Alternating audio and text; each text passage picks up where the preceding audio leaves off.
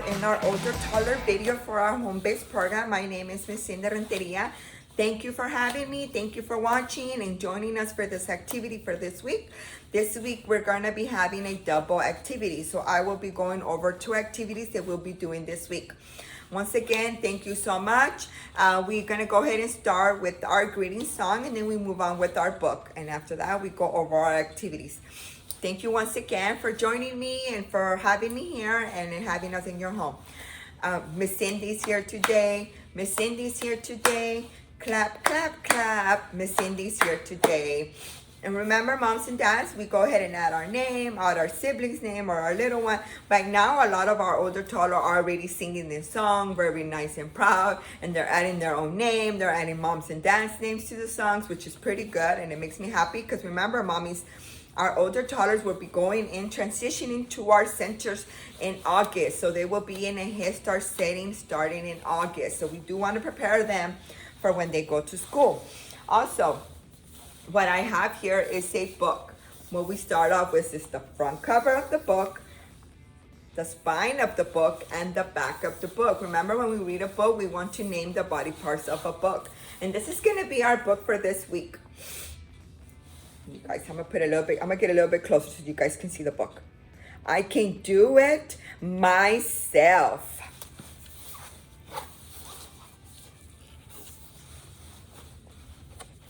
When it's time to get dressed, I pick out my clothes.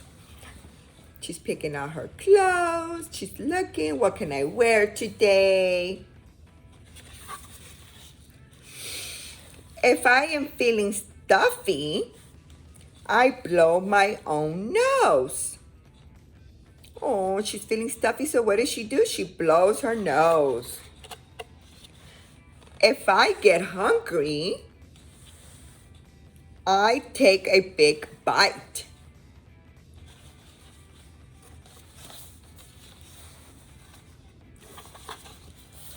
When it's time to sleep, I turn out the light.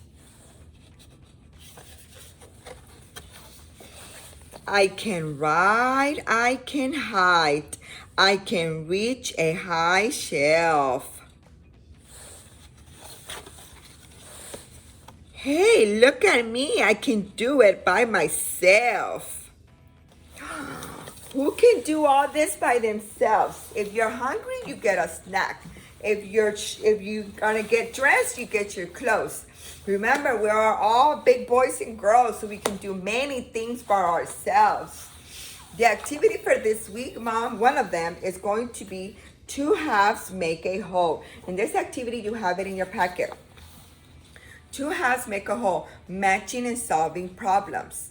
What we're gonna have to need for this activity is either empty boxes from cereal or crackers or any other type of food. Scissors, of course, hand over hand, but if your child is able to cut himself with kid scissors, you can go ahead and let them do that, or if not, you go ahead.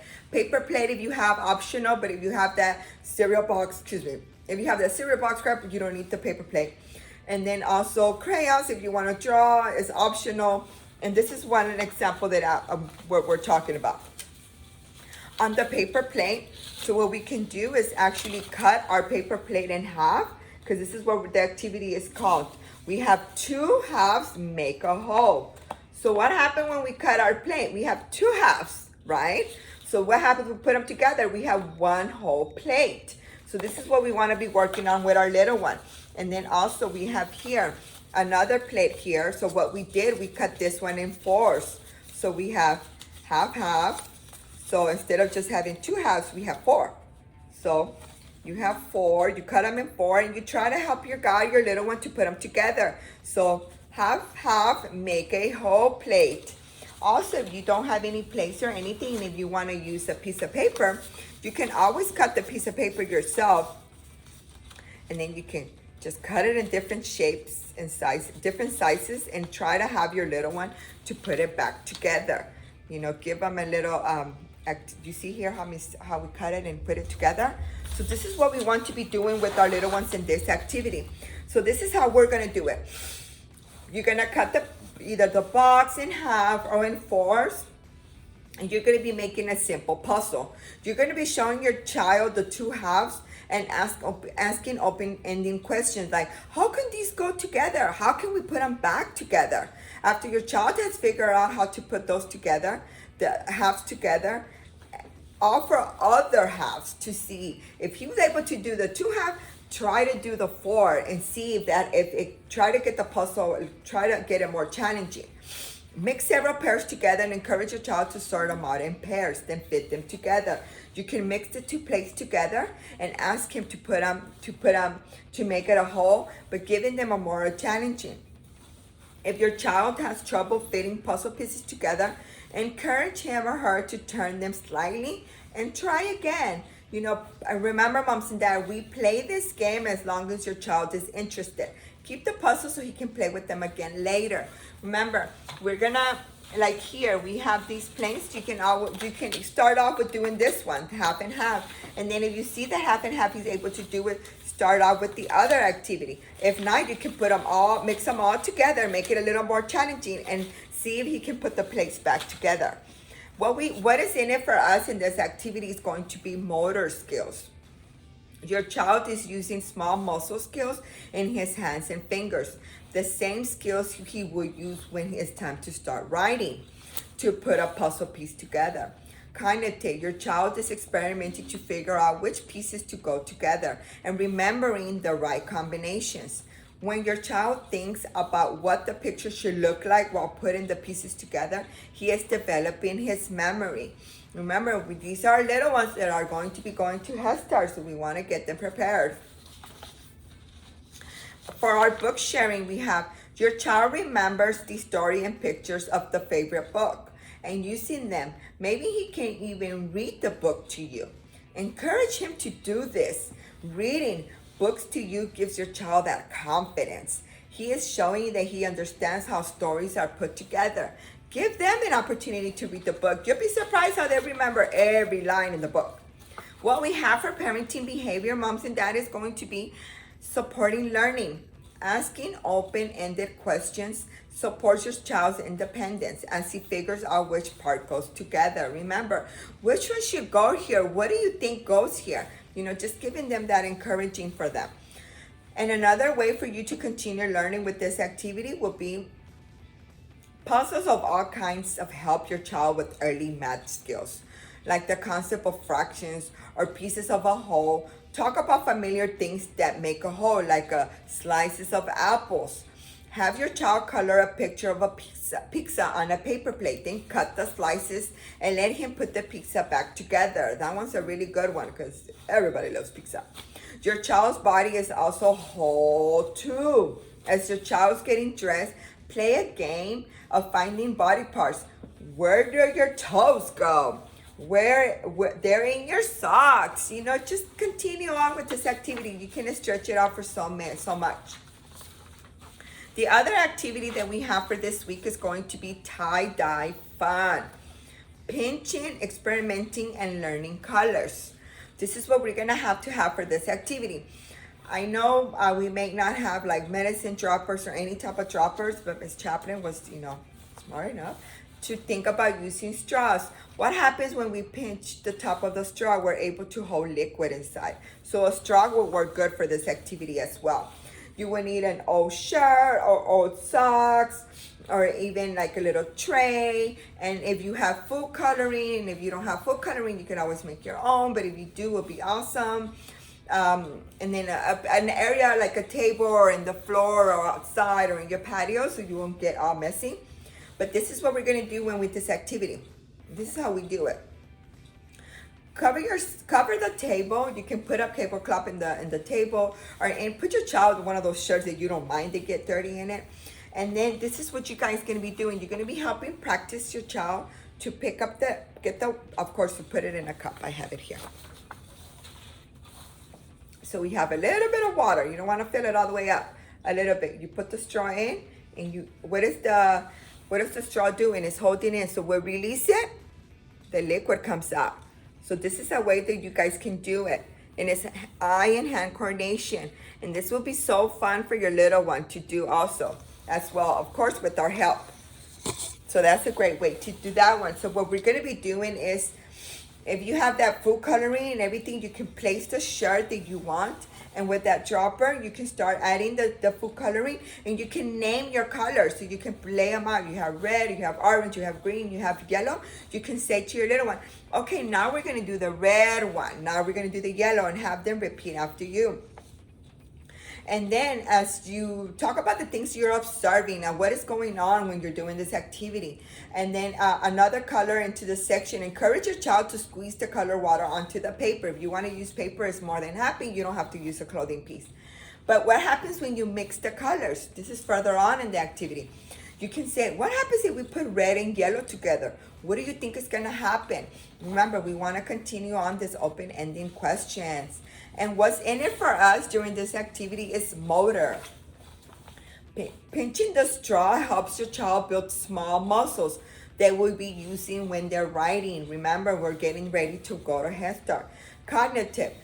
Your child is learning about science. She watches the water change color, and she learns about the absorbency of different papers. So what you can have is like if you have a coffee filter, a piece of paper, or a napkin, or a piece of clothing. Your child is learning how primary colors make secondary colors. Red and yellow make what? Orange. Yellow and blue make green. Red and blue make purple. So this activity can prolong and be a good one. Remember, a safety tip for this activity. Although food coloring is non-toxic, remind your child that this water isn't for drinking or for squirting anywhere except the paper. It can stain clothes, skin, like color surfaces. Remember, we're not gonna drink this food coloring. And your child's brain during this activity.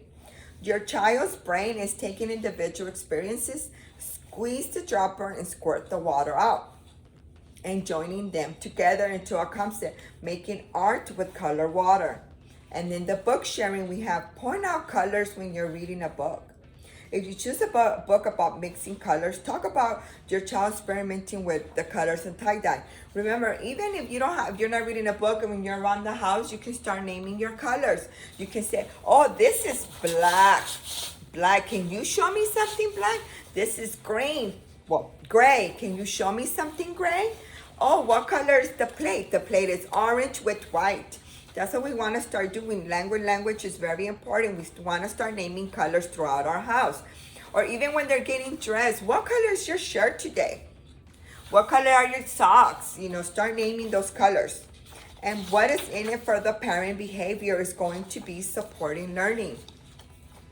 You are helping your child develop language and observation skills and self-esteem. This is going to be your parent behaving. And what we have here for continual learning, talk about this anytime you mix colors, like finger painting, or use food coloring, or frosting cupcakes or cookies. Give your child as many opportunities to practice the small muscle skills she's using with the medicine dropper. She can open clothespins or chip clips, pinch Play-Doh, squirt. Remember, we want this to be using our fine motor skills. I hope you guys have fun with this activity. And what we have here, everyday ways to support your baby's toddler early learning is what we have here. You have this handout in your packet. And this was a really great handout. Your baby is learning about you, himself, and the world around her from the moment the baby enters this world. The chart below gives you some ideas of the many ways you can support your child's learning through your everyday activities. This is pretty cool. What's going on with your baby or toddler? Language and communication. Your baby will begin to using words sometimes around 1 year. By the time that she is 3, she'll be speaking in short 3 to 5 sentences. What can you do? Watch and listen to see how your baby communicates. What is she thinking? What is she feeling? Repeat the sounds and words your child uses and have back and forth conversations. Read and sing and tell stories. These are fun ways to help your child understand the meaning of new words and ideas. Talk about what you do together as you play. Do errands, visit friends and family. Remember, we want to start naming everything we're doing. If you're going to a doctor's visit, you want to say, we're going to the doctor visit. We're going to put on our clothes. We're going to get in the car. We're going to buckle up. We have to buckle up to be safe. You know, start naming everything you guys do. Self-control. Over the first 3 years, your child is beginning to develop self-control. The ability to manage his feelings and actions is in acceptable ways. He is also learning to wait, share, and work out problems with his friends. What can we do? Use words to help your child understand his feelings. You are really mad because we have to leave the park? Give choices to your older toddlers. Would you like to read a book before or after we brush your teeth? Stay calm when your child's upset. This helps him feel safe and back in control. This is a great handout. You guys can review it at home. Take your time, read it. And of course, if you have any questions, you can feel free to ask me or your home visitor. And then also what we have here this is family well-being. This is for a parent education part. What we have here is, what does food mean to you? Your own child's experiences with food can make difference in how you feed your children. For example, being aware of your own body image is also important. Marie was overweight as a child. She was often teased in school. She now finds herself controlling how much her 18-month-old son eats. She explains, I don't ever want him to be made fun of. And it's easy to put it on, but it's hard to take it off. Our images of what girls and bodies should look like also make a difference where we may prefer petite girls or big boys. Thinking about our own experiences, beliefs, and feelings about food is important. It helps us make choices to do things the same way or different than our parents did with us. What were meal times like when you were growing up? How did your parents and caregivers make you feel about your body? How do you feel about your eating habits now? How do you feel about your body now? How does these feelings affect how and what you feed your child? This is a very great handout. Remember, just give some time to be able to read this. And the foods you feed your child are also a very important way to share your culture.